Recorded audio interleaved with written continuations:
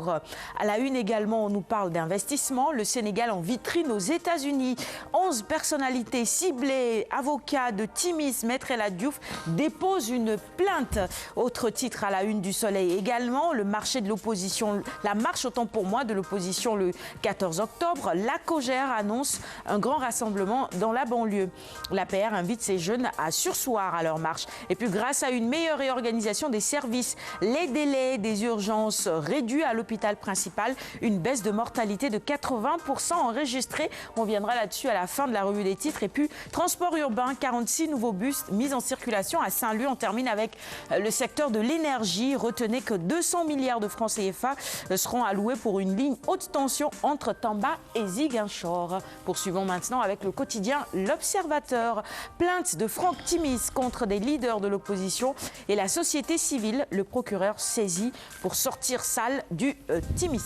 On poursuit maintenant avec Walf Quotidien.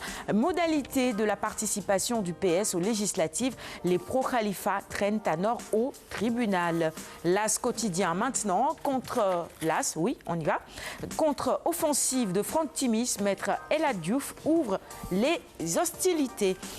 Le Populaire, la une du quotidien Le Populaire maintenant, les états-majors des coalitions à couteau tiré, ça chauffe sur la scène politique selon nos confrères du Populaire.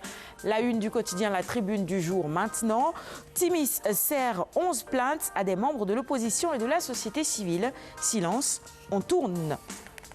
On passe maintenant au quotidien, prochain quotidien donc, La Libération.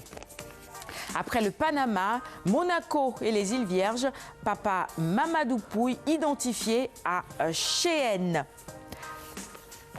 On poursuit la revue des titres avec les quotidiens spécialisés en sport, stade notamment. Mondial 2018 éliminatoire, le Sénégal en tête et maintenant l'Afrique du Sud. Les Lions feront leur deuxième sortie dans les éliminatoires du Mondial 2018 à Polokwane contre l'Afrique du Sud le 12 novembre prochain. Ils rallieront cette ville sud-africaine à partir de Paris, la capitale française, qui leur servira de lieu de rassemblement. On va maintenant terminer cette revue des titres avec Sougnoulamba, quotidien spécialisé en lutte traditionnelle, combat royal de la saison prochaine. Eumeu Bombardier le 4 avril, ce serait pas mal, hein? Eumeu en Suisse depuis dimanche, il se prépare là-bas, certainement. Et puis également, on a la photo de Bombardier à la une de Sougnoulamba ce matin. Le 4 avril prochain, ce combat, ce serait pas mal. Hein, non, ce serait pas mal. C'est une belle date. Déjà, c'est une fête au Sénégal. Ça, on commémore notre accession à la souveraineté internationale le 4 avril. Donc, si en plus on sert ce combat royal-là aux amateurs dans l'après-midi, mais ça va être une fête grandiose. En tout cas, les amateurs sont preneurs.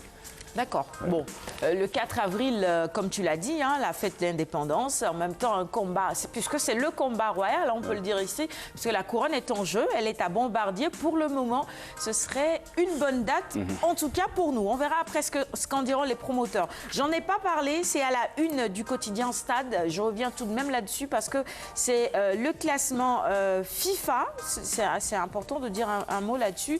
Bon, je retrouve pas le classement FIFA à la une, c'est en bas, oui. Liga, non, Raoul 1er, Messi 4e, Cristiano Ronaldo 23e. Non, c'est plutôt la Liga.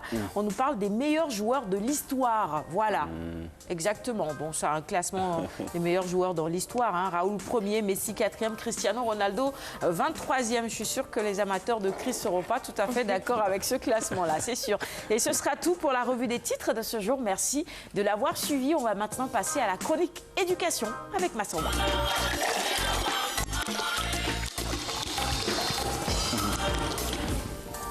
Comme tous les mardis, on